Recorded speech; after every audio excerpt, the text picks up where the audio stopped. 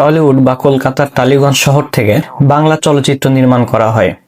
এই চলচ্চিত্র ইন্ডাস্ট্রিটি হলিউড ইন্ডাস্ট্রির নামের সাথে মিল রেখে 1932 সালে টলিউড নামকরণ করা হয়। ভারতবর্ষের অন্যতম পুরাতন ফিল্ম ইন্ডাস্ট্রি হচ্ছে এই টলিউড ইন্ডাস্ট্রি। কিন্তু বর্তমান সময়ে ভারতের অন্যান্য সিনেমা ইন্ডাস্ট্রি থেকে টলিউড ইন্ডাস্ট্রি বাজেট এবং আয় অনেক পিছিয়ে রয়েছে। তবে টলিউডে নির্মিত অন্য ধারণা চলচ্চিত্র বা আর্ট ফিল্ম কিন্তু খুবই উন্নত মানের হয়ে থাকে। এ কারণে টলিউডকে ভারতের শিল্প চলচ্চিত্রের রাজধানী বলা হয়। আমি আজকে এখন পর্যন্ত সর্বোচ্চ আয়কারী ভারতীয় বাংলা সিনেমার তালিকা দিচ্ছি, চলুন এক নজরে এই তালিকাটি দেখে নিই। এই তালিকার প্রথমে যে সিনেমা আছে তার নাম হচ্ছে আমাজন অভিযান এবং এটি মোট ইনকাম করেছে 48.63 কোটি রুপি। 2 নম্বরে আছে চাঁদের পাহাড়, যার আয় হচ্ছে 20 কোটি রুপি।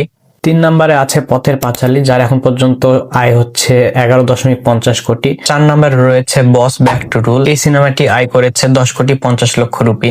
5 নম্বরে আছে নবাব সিনেমা এবং এর আয় হচ্ছে 10.20 কোটি রুপি। 6 নম্বরে আছে পাগলু, এর আয় হচ্ছে 9.92 কোটি রুপি। 7 নম্বরে আছে সাথী, এর আয় হচ্ছে 9.78 কোটি রুপি। 8 নম্বরে আছে আওয়ারা, এর আয় হচ্ছে 9.50 কোটি রুপি। এবং এই তালিকায় 9 এবং 10 নম্বরে রয়েছে প্রাক্তন এবং রংবাজ, এই দুটি সিনেমা। এবং এই দুইটি সিনেমা উভয়ে এখন পর্যন্ত বক্স অফিসে 8.50 কোটি টাকা করে আয় করতে সক্ষম হয়েছে।